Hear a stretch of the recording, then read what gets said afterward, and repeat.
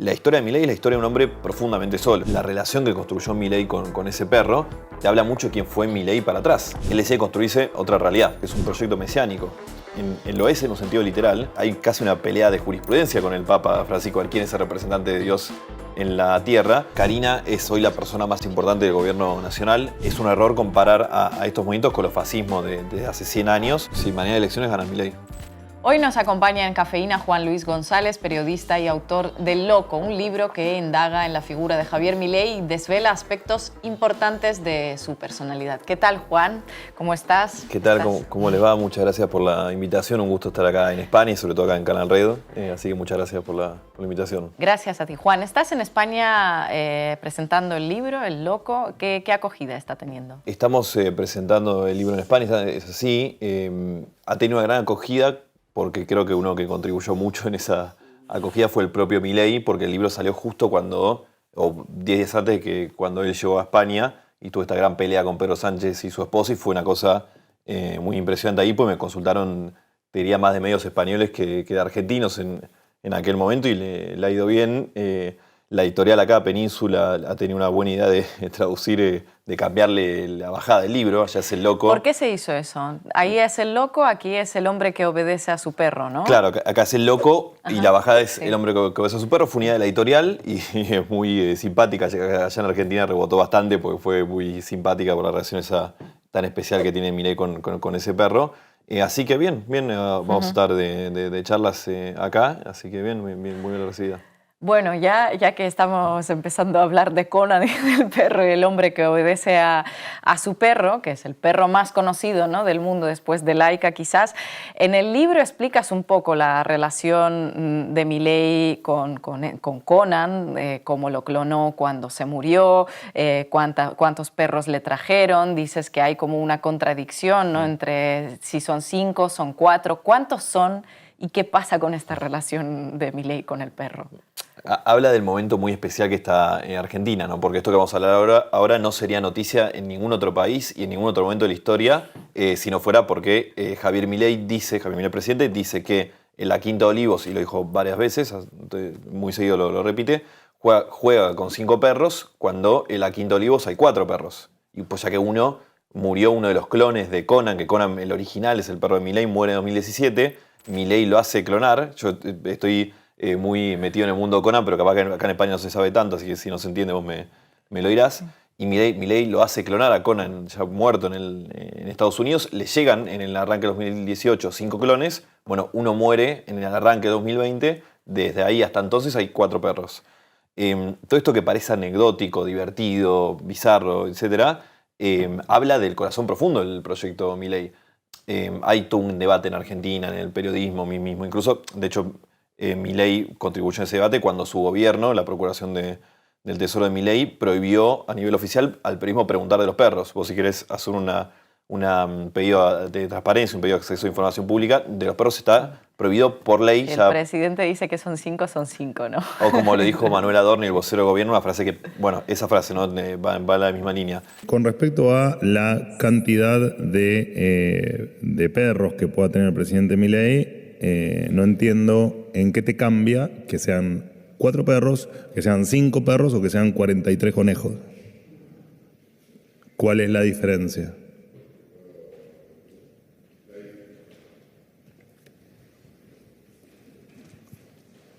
No, simplemente porque hay distintas versiones y como se atrasó con el tema de los caniles y la cuestión al resto, pero si es una película, si es una pregunta que incomoda, No es una pregunta que incomoda, pero... Bueno, esa era nada más, la consulta esa. Tienen un nada nivel, más, un solo hay un número. nivel de insistencia, digamos, si el presidente dice que hay 5 perros, hay 5 perros. Y se terminó. ¿Y qué problema hay? Que el presidente vea algo que no existe. No solo, bueno, habla del momento del presidente, sino que habla mucho de la búsqueda política que tiene él. El proyecto político de Milei viene aparejado o viene empujado por lo que está atrás, que es un proyecto mesiánico. Lo es en un sentido literal. Milei se mete en política porque a final de 2020, en un año muy especial para él, pandémico, con lo difícil que fue la pandemia, que se pelea con su único gran amigo, Diego Giacomini, que muere su terapeuta por COVID, un año muy complejo para él.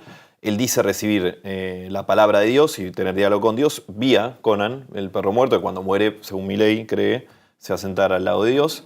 Y Dios le dice en ese 2020 que se meta en política, ya que él estaba destinado a ser presidente en el 23, cosa entre paréntesis que termina ocurriendo. Bueno, desde ahí ya es un proyecto mesiánico pero que además baja mucho a la praxis, porque esa frase de que el presidente diga lo que es la realidad, si dice tiene 5 perros, tiene 5 perros, se baja mucho a la hora de hacer política, desde algo que está medio publicitado, y él lo dice, que él hace teología política, o sea, aplica aspectos religiosos a la política, como por ejemplo mudar la embajada en Israel, de Jerusalén a Tel Aviv, porque, y lo estoy citando a Milei acá, así lo estableció el rey David en su momento. El rey David, una figura bíblica, entonces ya tenés teología política explicitada. Ni siquiera estamos como hablando de niveles de la posverdad, de los hechos alternativos, ¿no? Sino que estamos introduciendo como otro elemento, que es la teología política. Total, de hecho para mí acá hay una gran, es re interesante esa línea, para mí un gran salto. La posverdad partía de la lógica de instalamos una mentira hasta que se convierta en verdad, pero todo lo que estábamos en esta mesa instalando la mentira sabíamos que era una mentira. Acá es otra lógica, tenía una lógica pre-ilustración, por eso también la pelea que tiene Milei con las universidades va en esa línea, una lógica de casi religiosa, de yo digo lo que es la verdad, no importa, te digo, esta mesa es negra. Y si el líder, si el Mesías así lo dice, la mesa es negra. Por lo tanto, los lugares de saber, como pueden ser las universidades, conspiran contra mí. Y de hecho, si te fijas, incluso ha tenido peleas con el Papa, Milei, que va en esa línea. Parece, de nuevo, todo esto que estamos hablando bien podría ser y debería ser, de hecho, de ciencia ficción. Pero no, hay casi una pelea de jurisprudencia con el Papa Francisco, quién es el representante de Dios en la tierra. Y además este mesianismo, que digo, para mí es el carácter central para entender a Milei, el mesianismo, después lo otro está y es muy importante, pero siempre está en segundo lugar. Es importante además porque te muestra cómo va un aumento. Digo, Milei llegó estamos por cumplir un año de gobierno de Milei, y ya incluso la propia lógica de él está acelerando a sexta. Él pasó de ser, según le decía Dios, el presidente que iba a salvar a Argentina del maligno, como le dice el comunismo, que para Milei es todo lo que no piensa como él es comunismo, en 6 meses, porque ya hace 6 meses lo viene diciendo, el mayor, lo dice Milei, el mayor líder de la libertad a nivel mundial. Y los que lo critican, estoy citando a Milei, son todos liliputenses. Y los que están con eso son los argentinos del bien y los que están enfrente son los argentinos del mal. Entonces esa impronta mesiánica derrama, en su gobierno derrama su discurso, lo pone muy violento, alguien que se piensa avalado por Dios en cada cosa que hace y dice, bueno, el que está enfrente no es un adversario político, sino que es un enemigo. Hace poco festejó, yo no tengo registro de algo así en Argentina, festejó la muerte de Ginés González García, que fue un exministro de Salud de varios gobiernos, y bueno, te habla de cómo esta lógica violenta también está impresa en su carácter mesiánico. En el día de ayer dejó este mundo, digamos, ese ser siniestro que fue el impresentable y repugnante ministro de Salud que tuvimos, cómplice de la cuarentena cavernícola más grande de la historia, y que además fue el responsable junto al expresidente Alberto Fernández de la muerte de 100.000 argentinos, porque si Argentina hubiera hecho las cosas como un país mediocre, hubiera habido 30.000 muertos, sin embargo nosotros pasamos los 130.000. Por lo tanto, digamos, a pesar de que murió y la gente les gusta manifestar, digamos, parece que los muertos se vuelven buenos, no, este era un hijo de remil puta y será recordado como un hijo de puta. Volviendo un poco al perro Conan, efectivamente tendemos como a banalizarlo, nos parece ciencia ficción, bizarro, nos reímos de eso, pero vos en el libro también decís en algunas entrevistas que la personalidad de Milei no se explicaría sin Conan. Viene a ser un poco lo que estabas contando sobre la personalidad mesiánica, o hay algo más, o sea, ¿lo podrías detallar? Ambas. Hay varias maneras de entender a Milei. Yo creo que Conan, más allá de este personaje singular y bizarro que se ha convertido el perro, que hoy es una figura pública en Argentina, vas a cualquier marcha en Argentina, hay carteles de Conan, música de Conan, bueno, está Isa que se ha convertido en un hecho Conan. Conan es una gran manera para entender a Milei. O sea, por un lado es un perro que murió, ¿no? Si vos lo que es a nivel muy lineal. Pero también la relación que construyó Milei con ese perro te habla mucho de quién fue Milei para atrás. Ajá, ¿y cómo fue esa relación? ¿Qué era? Y Milei decía que, de nuevo muchas cosas que yo lo estoy citando a Milei, era literalmente mi hijo, mi verdadero y más grande amor. Entonces, y los perros que están ahora en Olivos, ya sean 4 o 5, son sus nietitos, ¿no? son los nietos que en verdad son los clones, pero la relación que él construye con el perro no se podría entender sin la vida tan terrible que tuvo Javier Milei, que explica mucho de lo que Milei hace y dice. Pues Milei piensa que se convenció de que el perro era el hijo, porque era una persona que con la relación que tuvo con los padres era de violencia terrible, un padre que lo golpeaba salvajemente, una madre que era cómplice de la violencia. La relación con el entorno social era muy dramática, en el colegio le hacían bullying, tuvo su primer amigo a los 35 años, tuvo su primer pareja a los 47 años, como él mismo contaba, le gustaba pasar las Navidades y los Años Nuevos solo, encerrado con Conan, le da una copa de champán al perro y otra a él. Entonces toda esa enorme soledad, bueno, Conan es una gran manera de entrarle y entenderla, y también hacia adelante, esto que acabamos de hablar del carácter mesiánico de Milei, también se entiende por Conan. Cuando Conan muere, entra Milei en esta cosa mística. Estaba tan golpeado por la pérdida que entra en este mundo místico de medium, de brujo, de Conan hablándoles desde el cielo, que después, en un punto, yo de nuevo sé que esto a veces suena medio fuerte y bizarro, pero la presencia de Milei tiene como el momento cero a una persona que no acepta la muerte de su perro. Esto es la continuación de un duelo no resuelto de Milei, que de hecho llega a un nivel increíble, o sea, muy difícil de encontrar, que es la negación del duelo. Es difícil encontrar otro caso de negación del duelo así. Conan no se murió, lo cloné. Conan, parece casi una canción, ¿no? Conan vive en los clones, que es lo que Milei piensa. Juan Luis, también, vale, tenemos eso, ¿no? Un perro clonado, Conan, pues esa historia del maltrato. Nunca se ha desmentido ningún aspecto del libro, ¿no? De todo lo que mencionas ahí. Y después está otra figura muy importante en la personalidad de Milei, en la vida de Milei, que es el jefe, ¿no? La hermana Karina. ¿Nos podrías contar un poco qué lugar ocupa la hermana de Milei en la vida de Milei y en la política argentina, ya que estamos? Hay que volver, o sea, Karina, te arranco por el diario del lunes. Karina es hoy la persona más importante del gobierno nacional, más que el hermano. El hermano del presidente solo se involucra en el gobierno en temas de economía, Banco Central, o sea, Ministerio de Economía, Banco Central, y algunos temas muy candentes de la actualidad nacional y su figura como líder internacional.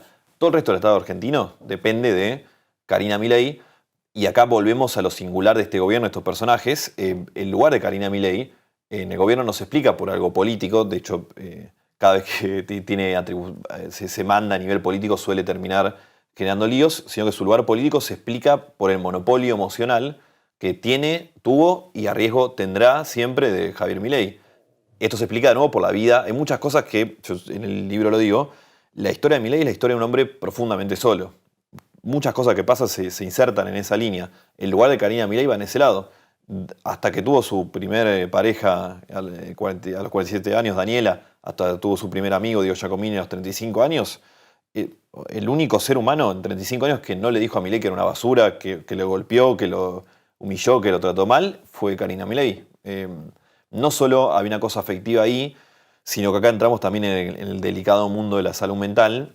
La gente, lo he investigado para el libro, más allá de Milei, ¿no? Pero poniendo como caso, mucha gente tiene problemas de salud mental, necesita sociabilizadores, o sea, alguien que los relacione con el mundo real. El caso de Javier Milei, por ejemplo, un caso muy claro es que cuando llegan los 5 clones, él hace derribar el departamento que tenían en Abastos de 100 metros cuadrados para que entren 5 clones de mastines ingleses que, para quien no conoce la raza, son perros que llegan a pesar 100 kilos y miden 2 metros parados. Bueno, no entraban básicamente, entonces derriba todo, derriba incluso la cocina. Karina Milei es quien en ese escenario casi distópico, tenía problemas con los vecinos por la suciedad que generaba, por los ruidos que hacía, etc. Era quien le traía la comida, porque no tenía cocina Milei, quien se encargaba de pedir un turno al veterinario a los perros si lo visitaban, quien le manejaba la plata a Milei, quien le organizaba la agenda a Milei, quien le llevaba la comida al trabajo a Milei. Por eso también Karina es también el padre y la madre que Javier Milei nunca tuvo. ¿Cómo fue la relación con los padres? Porque también estás contando mucho sobre el maltrato familiar que ha sufrido. Ahora lo vemos llevar a los padres a los actos públicos, saludarlos y parecen una familia corazón. ¿Qué ha pasado en la infancia y qué pasó ahora con ellos? Parece muy increíble, pero todo a veces termina en los perros, con Milei. Él tuvo una relación pésima con los padres. El padre lo golpeó durante años salvajemente. Yo en el libro le dedico un capítulo entero al padre, que cuento como un socio del padre, Eduardo Basirca, un abogado, contaba cómo el padre, estoy hablando del año 2015, 16, 17, donde ya Milei contaba en televisión cómo el padre lo golpeaba. En ese momento Milei no hablaba con el padre, y mientras el padre le contaba a su gente del trabajo, se jactaba de haberlo golpeado a Milei cuando era niño, digo, como para que grafiquemos la violencia que había. Con el padre siempre tuvo una pésima relación. En un momento cortan relación en el 2008, están 10 años sin hablar, y vuelven a hablar cuando Milei, en un viaje de trabajo en Mendoza, le cuenta a Karina que había muerto uno de los perros, y le cuenta a Karina también que los padres la estaban ayudando con el entierro del perro. Digo, de nuevo un perro de 100 kilos que tenía que moverlo. Cuando vuelve Milei de ese viaje, bueno, fue la primera vez que se reencuentra con los padres después de 10 años. Hay un intento de... A través de los perros, la reconciliación también, ¿no? Increíble. Los padres. Hay un intento de acercamiento ahí. De hecho, en el 2020, cuando Milei tiene esta cosa que le llega a Dios, él vivía con los padres, estaba tan deprimido de la pandemia que Karina se lo lleva a vivir con los padres. Hay un intento de reacercamiento. Dicho eso, yo la información que tengo es que todas las apariciones públicas de los padres ahora no son instigadas por él, sino por la hermana, que siempre quiso reacercar a esa familia. Entiendo que sigue pensando lo mismo Milei. De hecho, lo ha dicho que él no quiere ser padre porque tiene miedo de que le pase algo a su hijo, algo como lo que le tocó sufrir a él. ¿Por qué no puede ser un buen padre? Porque por el ejemplo ¿Está Conan? Sí, este es Conan. Por el ejemplo de tu hijo, alguna vez te escuché, creo que fue en el programa. Conan. Este es Conan. Creo que fue en el programa de Andy Kundesov, creo, si no Ese es corregime. Conan. Que criticaste a tu viejo. Lo escuché mal. De nuevo, siempre estamos hablando de la vida privada de Milei. Hay que entender que para mí explica mucho de la vida política de Milei. Explica mucho del gobierno también, porque creo que todos los gobernantes le imprimen parte de su personalidad al gobierno. Ahora en este caso creo que es más claro que en otros porque la mesa de toma de decisiones del gobierno son 3 personas, Karina, Milei y Santiago Caputo. Y bueno, la personalidad de los dos Milei, o sea, 2/3 de la mesa que toma decisiones en Argentina, explica mucho. Milei es mucho más un líder impulsivo que estratégico. Es casi difícil encontrar estrategia en Milei, es más instinto. Así llegó hasta acá. Karina tiene mucho de instinto, pero es más fría, es más calculadora. En muchos sentidos es muy distinta a Milei, ¿no? Milei, con lo bueno y con lo malo, es bastante genuino en lo que quiere. De hecho, solamente alguien muy genuino puede decir que está bien vender órganos o vender niños, como él hizo en campaña. Y tiene una misión bíblica, entonces está en un plano donde él está, como de hecho lo ha dicho, él se compara con Moisés, él está en esa liga. Entonces muchas cosas le pasan por abajo. Karina Milei en ese sentido es mucho más casta. Diría Milei tiene un gran afán de protagonismo político, una gran búsqueda de poder material también. Yo intuyo que en algún momento van a tener un problema del gobierno por cómo se maneja Karina también a nivel patrimonial. Hay cuentas que no cierran de los Milei, hay cuentas que no cierran de los Milei de hace 3 años. Siendo gobierno eso se aceleró. Y bueno, tiene esa búsqueda más de casta, así que ahora está construyendo el partido, quiere ser ella como la figura más importante del espacio, se procura siempre de cortarle, metafóricamente, cortarle la cabeza a todos los que intentan disputar algún tipo de poder dentro de la libertad. Avanza por sentidos muy distinta. Ahora, ¿quién manda en la Quinta de Olivos? Porque hay como toda una intriga, ¿no? De celos entre Karina, Villarruel, Lemoine, Caputo. ¿Qué se puede contar? ¿Cómo se puede ubicarlos en una pared imaginaria? Mira, siempre que los Milei tuvieron discrepancias, o sea, esto es una... volvemos casi a Game of Thrones, o sea, es un poder de familia. Acá hemos visto esposo, esposa, madre, hijo. Ahora en Argentina vemos hermano, hermana. Siempre que hay una disputa entre los Milei, Javier dice A, Karina dice B, puede pasar un tiempo en donde eso esté medio inestable, pero siempre termina ganando Karina. De hecho, todos los que han intentado separarlos a ellos dos a lo largo de estos años han tenido problemas. Por eso Karina siempre se llevó muy mal con todas las parejas que tuvo Milei y en todas intentó activamente y bueno, hasta ahora lo logró separarlas, salvo el caso de ahora de la relación de Milei. Entonces, ¿quién manda? Yo creo que siempre se termina imponiendo Karina. De nuevo, para Javier es mucho más que la hermana, es la madre, es el padre, es el sostén emocional, la persona que lo relaciona con el mundo real. No sé, yo creo que no podría estar un día Javier Milei sin Karina. O sea, más allá corriendo acá la figura presidencial. Después, bueno, eso se ordena. Karina creció mucho también como líder política. De nuevo, en esto que parece todo ciencia ficción. Que ella hacía tortas en casa, ¿no? Karina tenía hacía una tortas. página de Instagram. O sea, Claro. como un ejemplo de ascensor social El último ejemplo más elevado. Sí, el último ejemplo de movilidad social en Argentina es Karina Milei. hacía tortas, hablaba con los animales muertos, ella era la medium entre... Era medium también. Claro, sigue siendo, hasta donde entiendo, de nuevo, el esoterismo tiene mucho lugar acá. Era la medium entre Milei y entre Conan, y hace 4 o 5 años creo que hay un video que está dando vueltas en la red, competía para ganar un electrodoméstico en un programa famoso de espectáculos de Argentina, y hoy es la persona con más poder del gobierno. Bueno, esto tiene un correlato en que Karina también creció mucho como líder política. Antes ella siempre tenía empleados a nivel político, súbditos casi. Ahora trae una relación, ahora desde hace que arrancó el gobierno y un poquito antes, trae una relación casi de sociedad con Santiago Caputo, el estratega de Javier Milei. Y ahí hay algo nuevo, porque Karina parece haber sido consciente que necesita, o sea, los que antes ocuparon ese lugar en el mundo de Libertad Avanza eran empleados de Karina, y Karina los terminó echando mal y siempre con un gran terremoto. Con Santiago Caputo parecería haber cierta estabilidad y él ocupó los ministros, para ser todo claro, en una reunión de gabinete, cuando están los ministros ahí sentados, mira a Santiago Caputo para ver qué hacer. Saben que Javier no le interesa, saben que Karina desconoce muchas cosas, no es una especialista, y saben que Santiago marca la línea. Es el estratega de campaña, y otro personaje también que con mucha avidez en el poder ha ocupado los grandes resortes del Estado con gente que le responde, y bueno, es una pieza central de este dispositivo. En el libro dijiste que Milei, que me encontré a un hombre profundamente solo, lo volviste a decir ahora. ¿Cómo crees que puede asumir una persona que estaba acostumbrada a vivir en esa soledad, sometida a maltrato, pues la situación en la que se encuentra ahora, ¿no? Llena de aduladores, admiradores, gente que quiere caer bien, que quiere ser, bueno, rodearlo? ¿Cómo asumir esta situación?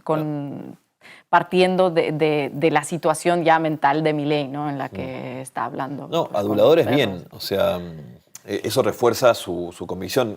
Milei, al menos desde que muere Conan y él decide fabricarse una realidad en la que Conan no murió, en que los clones del perro son Conan, que los clones lo asesoran en política, en que él tiene diálogos con seres muertos, él ha decidido construirse, de nuevo, acá estamos tratando el campo de la salud mental, debe haber alguna tradición en esto, en el mundo, en este campo para explicarla, él decide construirse otra realidad. Entonces todos los aduladores que vienen y lo aplauden y siguen cimentando ese relato son bien recibidos, a los cuales Milei, de nuevo, esto, cuando hablamos de la vida privada de Milei, estamos hablando de lo público, porque esto de construirse otra realidad te explica cómo él sale a decir, y yo creo que lo dice totalmente convencido, que los salarios ahora le ganan a la inflación, que los jubilados están cobrando más en dólares, que es el máximo líder de la libertad mundial, que todos los que lo critican son liliputenses. Bueno, podríamos ir con los ejemplos. Entonces, yo lo que veo ahí de fondo es que, y coincide tanto lo privado como lo público, que el gran enemigo de Milei no son los comunistas, no es la izquierda, no es el periodismo, no es la casta, es la realidad misma. Y mientras él pueda seguir inventando su propia realidad, va a seguir en el camino. Hasta hace 10 meses no era presidente, entonces él podía estar por la suya y no pasaba nada. A mí me da la duda qué puede llegar a pasar cuando cambie la taba y la realidad venga a tocarle la puerta a la Quinta Olivos, porque suele pasar en Argentina cuando hay grandes crisis, sobre todo económicas, ¿no? Que después se traducen en otras crisis. Esa es la duda. Primero porque eso, Milei ya está, abrió un camino hacia otra realidad en la que vive desde hace años, y segundo porque él, Armani y mismo Santiago Caputo, es gente que no tiene una gran trayectoria ni en el mundo privado, ni hablar en el mundo público, es la primera vez que tienen cargos. Entonces hay algo que yo creo que no tiene experiencia en lidiar grandes crisis. Bueno, de hecho, esto cuando tuvieron crisis, fabricaron realidades distintas. No sé qué pasa cuando realmente se ponga peso. Pensemos que este Milei violento, enojado, sacado, autoritario, que todo lo que está sucediendo en Argentina es con un Milei que le sale las cosas bien. Estoy abriendo comillas, porque la economía es un caos absoluto, pero los índices de aprobación están bastante bien. ¿Viste la celebración del cumpleaños el otro día? Hay como una reacción, muy regalo que le dan, hay llanto desconsolado, dice no me lo merezco. Y es efectivamente, ¿no? Un poco lo que dices, que su problema es la realidad, porque de repente le regalan un gorro y se echa a llorar. Sí. Y después no hay ninguna empatía hacia la gente que está ahora en las condiciones más precarias de las que estaban todavía, ¿no? Gente que está perdiendo trabajo. ¿Cómo coinciden estas dos realidades en esa cabeza? No, y creo que van de la mano. También hay un video muy famoso del Milei mediático, un cumpleaños que creo 2018, que le dan una torta con una bengala. Cualquier chica que sea que haya tenido un cumpleaños de niño con una bengala, sabe que las bengalas no se soplan, la bengala sale y se acaba. Bueno, y el video los invito a verlo. Milei está durante, no te exagero, 1 minuto de reloj intentando apagar la bengala sin darse cuenta de la bengala y se pone cada vez más incómodo aparte el video. Y con el caso de Granadero es lo mismo. Pasó hace poco cuando vino a Europa y fue a Alemania y le dieron también una pintura a él y se largó a llorar. Cuando asumió como presidente le ganaron una pintura a San Martín y se largó a llorar. Es un chico que nunca le celebraron un cumpleaños, parecería eso. Eso me marida muy bien con la persona que dice, como ha dicho en varios reportajes que le han preguntado, sobre todo para el extranjero, ¿no? Donde le hacen preguntas, le han preguntado esto de, che, ¿qué le dirías a una jubilada que no llega a fin de mes? Y ha dicho textualmente, yo no tengo que lidiar con sentimientos, yo lidio con números. Uh-huh. A él, a este chico solo que no celebraba cumpleaños, que pasaba Navidades y Año Nuevo con el perro, le cuesta todo lo que sea lo parecido a un ser humano. Por eso te dice que está bien vender. Milei es alguien que piensa la vida entera en una suma de unos y de ceros. Como él no desarrolló sentimientos y no se lo han enseñado, que él no tiene culpa, lo educaron con violencia, le cuesta ver que entre dos personas, entre cualquier cantidad de personas, puede haber algo que no sea beneficio o interés o de oferta o demanda, como él grafica toda la vida. Entonces, el altruismo, el amor, el deseo, el placer, el patriotismo, o sea, cosas intangibles que no pueden ser graficadas en los unos y los ceros, a Milei le pasan totalmente por al lado, las desconocen, nunca las experimentó. De nuevo, hay toda una línea, o sea, no es casualidad para mí que este chico tan maltratado sin cumpleaños se haya convertido en anarcocapitalismo, una ideología que vos vas a leer a Rothbard, el Marx de... Vas a leer El Capital, que es el Capital de Rothbard, es el Manifiesto Libertario, y ahí él dice que está bien vender órganos y vender niños. Digo, hay toda una línea, y yo no veo que haya sido casualidad que Milei haya derivado en eso, y que tampoco creo que sea casualidad que gobierna como gobierna, teniendo en cuenta quién es. Bueno, hay una línea ahí. Vamos a pasar un poco al marco más político. ¿Dónde ubicas la victoria de Milei? ¿A qué atribuyes su ascenso? ¿A qué se debe todo esto que sucedió hace casi un año y en lo que todavía no podemos creer? Somos varios los que no lo podemos creer. Yo a veces recuerdo cuando estuve en la primera marcha de la Libertad Avanza en agosto del 23, que hace poco volví a encontrar un video que está en Milei y yo estoy atrás siguiéndolo, y pasaron 3 años, no pasaron tanto, y bueno, es un fenómeno realmente mundial. Bueno, de hecho estamos acá en España hablando, ¿no? Es increíble en varios sentidos. Mirá, el capítulo más largo del libro es el que yo intento entender por qué funciona el fenómeno, más allá de la biografía de Milei y lo que cuento del espacio. Hay muchas aristas. Está la crisis política en Argentina, 2 gobiernos de signo distinto. Está la pandemia en Argentina, dejó 130.000 muertos y cambió mucho desde la manera de trabajar hasta la manera de relacionarnos. Está las redes sociales, donde Milei se nutrió. Él es el primer político argentino nacido en las redes sociales. No es que se mete a las redes sociales a dar la batalla, sino que sale al revés. Está el auge del feminismo y su posterior ocaso en Argentina. Bueno, hay una serie larga de razones. Está el fenómeno de la nueva derecha a nivel mundial también, por supuesto. Podría elaborar cada una de ellas. Yo te diría que, antes que todo, hay que entender la victoria de Milei en un contexto de 12 años de crisis económica. Yo, veo que el mundo está cambiando y muchas cosas nuevas suceden, pero, por ejemplo, esto también me lo refuerza lo que pasó en México hace poco, que gana el espacio de López Obrador con 60%, después de una gestión de 6 años donde el salario real subió 120%. Entonces, parecería que el mundo está cambiando, pasan cosas nuevas que aparecen en Milei, pero que hay algunas cosas que son viejas como la escarapela, diríamos en Argentina, que no cambian, que es que si tenés una buena gestión te van a votar. Bueno, y si esto es cierto, me explica también un poco la victoria de Milei, porque tuviste una mala gestión. El Frente de Todos fue una mala gestión, sin lo cual sería imposible entenderlo. Después, bueno, también está algo que en Argentina es muy complejo, yo creo que todavía el peronismo tiene que hacerse carne de eso, que es como a Milei, hablamos mucho de Milei privado, ¿no? El Milei biográfico, porque ese está el Milei que fue un instrumento de Eduardo Enriqueano, uno de los grandes empresarios de Argentina, que lo instala en un medio que él tenía, que tenía parte de América, después lo instala en la política, o sea, una creación de la propia casta, diría Milei. Después a Milei se lo ayuda en el 21 y se lo ayuda en el 23, desde distintos peronismos, incluso el peronismo nacional, con la idea de disputarle votos a Juntos por el Cambio, que además de haber salido muy mal, habla de una desconexión, que hablaba en ese momento de una desconexión del peronismo, que creo que hoy se sigue viendo capaz que más claro en ese momento, con la realidad política argentina. Vos con ir a una sola marcha de la libertad, a una, ni siquiera te digo quedarte las 3 horas, quedarte 10 minutos, te das cuenta que esta idea de que a Milei solo lo votan los chetos, los pijos, ¿no? Le dice acá los pijos, que era lo que estaba atrás de esa lógica del peronismo, que sería Juntos por el Cambio, se te derriba en un segundo. Milei le vino a disputarle sujeto histórico al peronismo y se lo ganó. Por eso un montón de trabajadores en Argentina votaron a Milei. Bueno, el peronismo jugó a que no, le dio fierro por todos lados. Mucho de esto que cuento yo lo ponía en el libro, pero ahora muchos protagonistas lo han contado. Le cuidaron los votos, le pusieron fiscales, lo ayudaron de distintas maneras, incluso logística y monetaria, o poniéndole candidatos. Y ahora estamos así como estamos. Entonces hay un cúmulo enorme de factores para entender la victoria de Milei. No me quiero olvidar, y perdón si me extendí mucho, del propio personaje, porque Milei, es un factor también de la victoria. Total. En el 2019, José Luis Esper, que va a ser candidato de Milei en Buenos Aires el año que viene, con ideas muy parecidas a las de Milei, se presenta en las elecciones y saca 2.9 de votos. 4 años después se presenta a Milei y saca 54 puntos más.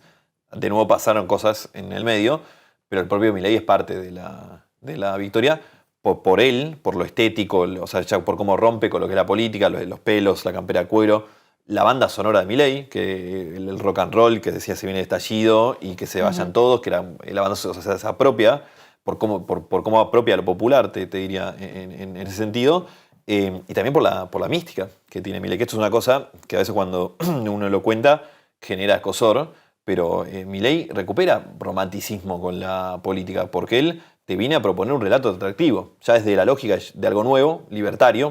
Nunca me he escuchado un libertario en Argentina, por la lógica de lo que propone, que tampoco se había escuchado nunca, por estar con una motosierra, que nadie lo había hecho nunca, y por algunas cosas que él decía, y además lo decía visiblemente enojado, y ese enojo, el enojo del hombre más profundamente solo del mundo, era un enojo real. Él estaba enojado en serio, no que se hacía el enojado. Y eso se nota mucho, más en esta era de redes sociales, donde lo genuino importa mucho. Ese Milei que estaba enojado. Bueno, la gente se identifica con el enojo y ya está, ya voy, ¿no? Ahí voy a depositar mi voto. Hay también todo un debate sobre si la libertad avanza es fascismo o es una nueva derecha, ¿no? Una suerte de esta nueva derecha. Me gustaría saber tu opinión. Mira, hoy Milei en Argentina tiene un gobierno autoritario, no es totalitario, ahí está la diferencia. O sea, en Argentina hay libertad de expresión, el Congreso sigue funcionando, la justicia sigue funcionando, te puedes manifestar. Como te digo todo eso está en tensión con Milei. Vos podés manifestarte, pero puede ir a la policía y te detiene 3 meses, como ha pasado, gente que se manifestó pacíficamente y viene a la policía, lo detienen y lo llevan a cárceles comunes y están 3 meses en una cárcel común. Podés investigar a Milei y publicarlo, después te pasa lo que les pasa. Yo trabajo en la revista Noticias, que pertenece al grupo Perfil, desde que fuimos los primeros en investigar a Milei. Tuvimos una amenaza directa, uno de los grandes referentes del gobierno nacional, que fue directa, que si publican esta información, ustedes van a vamos a ir a la guerra, los que nos dijeron, que era cuando contamos lo de los perros, que son 4 y no 5. A los 2 días que nos llaman y nos dicen eso, Milei sale a decir en televisión que él quiere que Perfil quiebre, lo pueden buscar, lo ha contado, que además te desnuda un poco el carácter de Milei, porque él es el paladín de la libertad y de la propiedad privada, y en Perfil trabajan 600 personas. Más allá de ser un medio de prensa y olvidate, es una empresa privada de trabajo, ¿no? que es lo que dice él. Además de eso, hay distintas maneras a través de las cuales Milei presiona a Perfil, que hoy tiene 4 juicios con el presidente, y bueno, podría seguir así con el Congreso y con la justicia. O sea, está en tensión.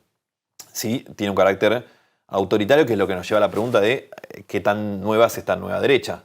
Enzo Traverso, que sabe más que yo de esto, dice, y yo lo retomo en ese sentido, que es un error comparar a estos movimientos con los fascismos de hace 100 años, porque más que por las intenciones que tengan los líderes, porque la sociedad cambió. Para tener un fascismo como el del 30 necesitas una sociedad de masas, industrializada y obrera, y hoy tenemos una sociedad tercerizada y para nada industrializada. Entonces eso ya no se puede repetir.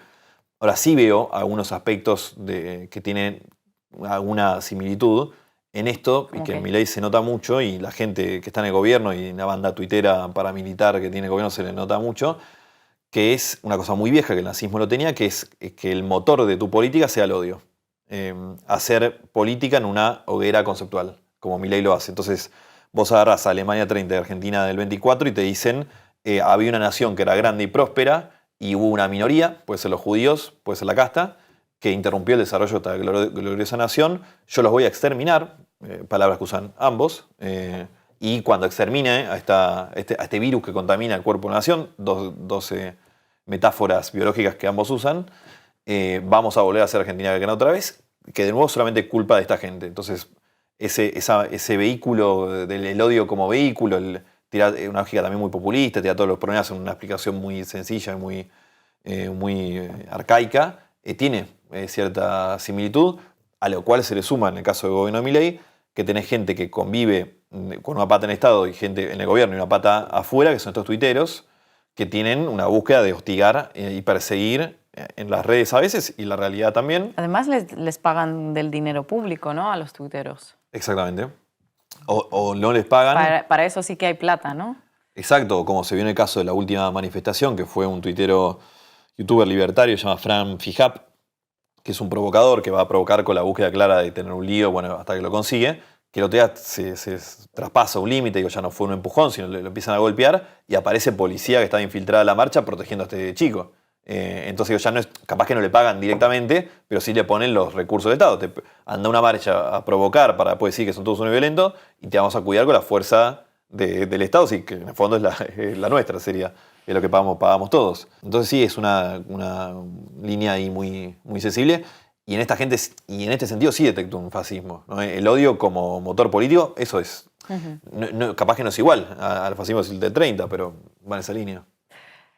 Dices que Argentina ahora mismo es un país autoritario, pero no totalitario. ¿Tú ves posible que una deriva totalitaria en la que pues, Milei o Karina Milei pasen a controlar todos los poderes del Estado, como ha sucedido, por ejemplo, en El Salvador? Mirá, a priori creería que, eso es una pregunta que nos hacemos muchos en Argentina, yo a priori te diría que no, que en Argentina eso no puede pasar, que somos un faro de derechos humanos de hace 40 años en Argentina, con la lucha de las madres, etc. Por otro lado te puedo decir, bueno, todo esto, yo tampoco pensé que Milei iba a ser presidente y bueno, y acá estamos y un montón de cosas que Milei, que no se podían hacer y decir, Milei las hace y las dice y acá estamos. Entonces, francamente la respuesta es, estamos en un terreno totalmente novedoso que está cambiando día a día. El caso de Salvador está buena la comparación porque, si no me confundo, vos lo sabes más, Bukele tiene ese giro profundamente autoritario, creo que a los 2 años, ¿no? Sí, algo así, sí. ¿no? Bueno, sí, cuando toma los poderes del Estado, sí, cuando irrumpe con el ejército en el... Sí, eso fue en 2020, sí, exactamente. Exacto, entonces yo también digo, bueno, Milei va 10 meses. Hoy no es un país, no es un gobierno totalitario, pero bueno, vamos 10 meses, no sé qué pasa en un año y medio. Y volviendo a esta persona sola que no sabe, que nunca lidió con la crisis, no sé qué pasa cuando tenga una crisis política real, que hasta ahora no lo ha tenido. Eso puede ser un gran ejemplo a futuro. De, bueno, así reaccionó Milei ante una crisis, podemos imaginar, hasta ahora no ha sucedido.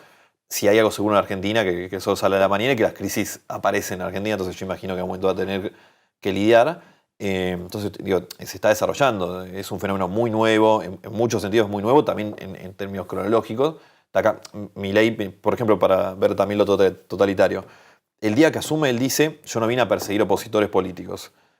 También se lo da a entender a Cristina, tiene una charla mediante 2 intermediarios, una charla informal, digamos, mediante 2 intermediarios, que explica la buena sintonía, entre comillas, que hay entre Cristina y Milei el día de la Asunción, que se ríen, bueno. Eso fue el 10 de diciembre. En mayo, ya dice en un acto en Luna Park, que la gente empieza a cantar que Cristina que se vaya presa, y le dice, bueno, me gustaría cantar con ustedes, pero no puedo, porque división de poder, ¿viste? Esas cosas raras que hay en Argentina, división de poder. Hace 3 semanas dio una entrevista y él dijo textualmente, dice, no se case en la justicia, que no está investigando y buscando a Cristina. Y lo dijo también en este acto del Parque Lezama, donde invitó a todo el mundo a invitar a insultar a los periodistas, ¿cierto? Una plaza de 5.000 personas diciendo, hijo de puta. Ese mismo día dice también, señores jueces, teléfono, que cuando la gente gritaba que Cristina vaya presa. Entonces, en 10 meses tenés un giro fenomenal en algo que él mismo decía y que tiene mucho que ver con el totalitarismo, ¿no? Es un problema de la oposición. Ahora, digo, también hay una parte de morbo y que me encantaría meterle el último clavo al cajón del kirchnerismo con Cristina adentro. Uno supone que las dos, creo que el sistema republicano está diseñado con que haya 2 como instituciones que controlen al poder político, que son la prensa y la justicia. Siempre que ves que va contra la prensa y la justicia, algo te indica. Bueno, está pasando en Argentina, no sé hasta dónde llegará. Si mañana se celebran elecciones, ¿quién crees que va a ganar y quién sería la alternativa a Milei ahora mismo? Si mañana hay elecciones, gana Milei. Gana Milei. Sí, está pero competitivo. con menos millones de votos, ¿no? Que hace... Puede ser. Ahí pasa que después tenés el balotaje en Argentina. Entonces, en una elección mano a mano, sí gana. Yo creo que gana Milei. De nuevo, hay un gran problema económico en Argentina, pero nadie pudo articular todavía un relato atractivo como el que hizo Milei. Y de nuevo con la mística. O sea, Milei, y también Milei cambió muchas cosas en Argentina. Una es que esta fue la primera elección en la cual ya no se votó distinto según la clase social a la que pertenecía, sino que fue una votación más etaria que otra cosa. Entonces, chicos empobrecidos de Buenos Aires y del norte de Buenos Aires, la parte más rica del país, votaron igual. Los dos votaron a Milei. Yo creo que eso porque Milei articuló cierta mística, porque él decía que iba a aprender fue un banco y la diferencia entre el Banco Central y el francés la sabemos. O quizás todos esos chicos ya sean de clase de recursos bajos o de recursos altos, consumen TikTok. También, sí, total, pero también para funcionar el TikTok algo tiene que haber atrás. Tenés que tener cierta épica, cierta conexión con el momento histórico. No veo a nadie que o se me ocurren algunos que están ahí intentando dar una batalla en ese sentido, pero te diría que gana Milei, sobre todo porque entre la nada y Milei lo van a votar a Milei como lo votaron hace 10 meses. Bueno, falta, va a ser a mitad del año que viene las legislativas, puede pasar 200 millones de cosas en Argentina hasta aquel momento, pero me decís, hoy y eso también te habla de la novedad de Milei. Él hizo un fenomenal, brutal ajuste económico, una brutal recesión en Argentina, y no tiene 10% de aprobación, tiene 40, 45. ¿Es posible que el peronismo pueda articular una oposición capaz de disputarle el poder a Milei y a la familia de aquí a próximas elecciones? Y hasta ahora te diría que no. Me puedo equivocar con el número, pero creo que son 13 gobernadores peronistas los que reeligieron en las elecciones anteriores, todavía con el sello de Unión por la Patria. 7 u 8, capaz me confundo con uno, pero va así. 7 u 8 le votan los legisladores de esos 7 u 8 le votan todas las leyes a Milei. Fueron al Pacto de Mayo, que fue un evento como institucional importante para Milei. Están en sintonía con él. Por otro lado, todas las leyes importantes que Milei ha querido sacar en el Congreso las ha sacado. Y además de eso hay un gran problema con la sucesión en el peronismo entre Cristina, la figura histórica del peronismo, y Axel Kicillof, el gobernador, que podría ser alguien que a futuro crezca, y eso está muy empantanado. Más allá de eso, de nuevo, Milei creo que gana porque, entre muchas otras cosas, conecta con el espíritu de los tiempos. Hay una sociedad cansada, enojada, agobiada, y muchas otras cosas más, que conecta con un ser humano cansado, agobiado, enojado, igual que ellos, con un relato atractivo. O sea, está por ejemplo, ahora debate que está en Argentina, en la universidad pública. Mucha gente vuelve a hablar de la universidad pública y no conocen ni un amigo que fue a la generación pública, a la universidad pública. O en las elecciones le hablas de la salud pública y de la educación pública. Bueno, estoy repitiendo educación, pero la salud pública iba a un hospital público y se le caía el techo si le daban un turno a las 8 horas. Entonces, en cambio, viene Milei y te dice, vos, acá el Estado te caga, vos dependés de vos mismo y que está al lado, si tienes que pisarlo, seguí, sí, conectado. Pero una cosa es el discurso que hemos estado oyendo el año pasado antes de las elecciones, y otra cosa son los resultados de esta gestión que estamos viendo ahora mismo, ¿no? Quiero decir, la gente que ha aprobado ya estos 10 meses sigue aprobando, pues sigue dándole índice de aprobación muy alta, pero aún con todo ha bajado como 10 puntos en los últimos meses la aceptación de Milei. Quiero decir, no veo yo tan segura de que ganaría, pero es un inciso propio. No, y bueno, obviamente yo no tengo la bola de cristal. Yo le digo en el sentido que eso es claramente así, él bajó, pero hay que ver qué parte del vaso te quedas. Hoy, además de los discursos, pues tenemos los hechos, ¿no? Algunos resultados de la gestión de Milei que hablan por sí solos, que no lo rematas con ninguna charla, con ningún TikTok, con ninguna declaración, con nada. Sí, no, yo coincido, y esa crisis es fenomenal en Argentina. Ahora, lo llamativo, y por eso para mí la novedad está en que él haya provocado esta fenomenal crisis y en cambio de tener 10% de aprobación tenga 40%, o sea, pasó bajo 15 puntos. Es mucho para hacer 10 meses y a la vez no es tanto para el daño que está generando Argentina. Entonces yo me pregunto si atrás de ahí hay algo de su carisma que se sostiene. Y también pienso que hay muchos gobiernos que han terminado su mandato y que han sido competitivos, con 20% de aprobación. Por ejemplo, Dilma en Brasil, creo que cuando le hacen impeachment tenía 8% de aprobación o algo así. Y Trump llega al final de su mandato con 25%. Entonces, con, no sé, eso, con 40 que tiene ahora, digo, lo veo adentro del ring. Después sí, obviamente puede pasar un montón de cosas. La Argentina también es muy impredecible, aparece un escándalo fuerte 2 días antes de las elecciones y pasan cosas, pero también pensando en esto, que no veo que la oposición logre articular algo que conecte con la sociedad, entonces por ambas canales pensaría que Milei todavía está muy competitivo, pero bueno, sí, me puedo equivocar. Juan Luis, para ir terminando, ¿cuáles son tus planes? ¿Estás escribiendo otro libro?